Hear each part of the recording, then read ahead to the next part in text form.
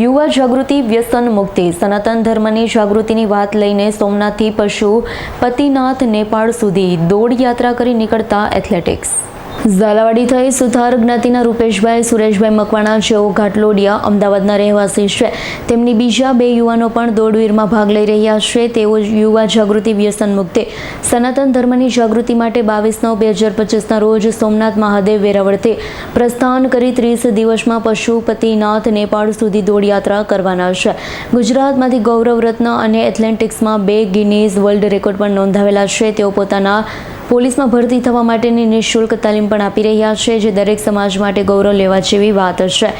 લીંબડી ખાતે આવી પહોંચતા ઝાલાવાડી સમાજના આગેવાન પિન્ટુભાઈ દરજી, વિપુલભાઈ પાટડિયા, ભાવેશભાઈ તેમજ લીંબડી શહેર ભાજપના આગેવાનોમાં મુકેશભાઈ શેઠ, નગરપાલિકા પ્રમુખ રઘુભાઈ ભરવાડ, બિપિનભાઈ પટેલ, દલસુખભાઈ ચૌહાણ, જયદીપસિંહ ઝાલા, અશ્વિનભાઈ ડોરિયા, મહેન્દ્રસિંહ ઝાલા, રાજુભાઈ ભરવાડ સહિત કાર્યકરો દ્વારા ફુલહાર સાલ ઓઢાડી સ્વાગત કરવામાં આવ્યું હતું.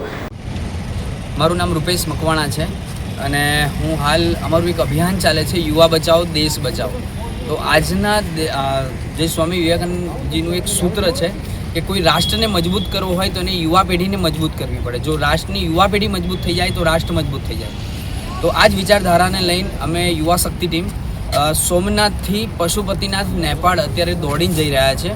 અને અમારો ટાર્ગેટ એવો છે કે 1 લાખ યુવાનોને અમારે સંપર્ક કરવો, એમને જોડવા અને વ્યસનમુક્ત બનાવવા અને રાષ્ટ્ર પ્રથમની વિચારધારા સાથે જોડવા. એટલે કે ભવિષ્યમાં કોઈ પણ કંઈ પણ કાર્ય કરે છે કે કંઈ પણ આગળ જાય છે તો પહેલાં રાષ્ટ્રને રાખે, કે મારે જે પણ કરવાનું છે પહેલાં રાષ્ટ્રને ધ્યાનમાં રાખીને કંઈ પણ કાર્ય કરે. એવા 1 લાખ યુવાન અમારે બનાવવાના છે, જે થકી અમે આખું આ અભિયાન સ્ટાર્ટ કર્યું છે. આની અગાઉ જ્યારે 75 વર્ષ આઝાદી કા અમૃત મહોત્સવ જ્યારે ભારત સરકાર ઉજવતી હતી ત્યારે વિધાઉટ બ્રેક 375 કિલોમીટર રનિંગ કરી 75 કલાકમાં. એના પછી 6000 કિલોમીટર રનિંગ કરી દિલ્હી, મુંબઈ, ચેન્નઈ, કલકત્તા, જે સુવર્ણ ચતુર્ભુજ માર્ગ આપણે કહીએ છીએ, તે દોડીને 88 દિવસમાં કવર કર્યો.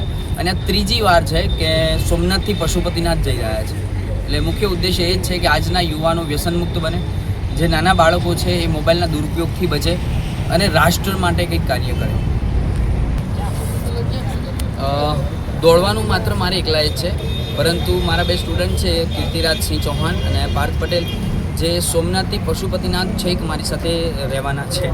દોડવાનું મારે છે, પણ અમારો આખો સમાજ, ઝાલાવાડી દરજી સમાજ, એ ખૂબ મહેનત કરે છે. અને કહેવાય કે હું તો ખાલી પગેથી દોડું છું, પણ આખો સમાજ, આખા ભારતના ઘણા બધા લોકો દિમાગથી રોજ દોડે છે.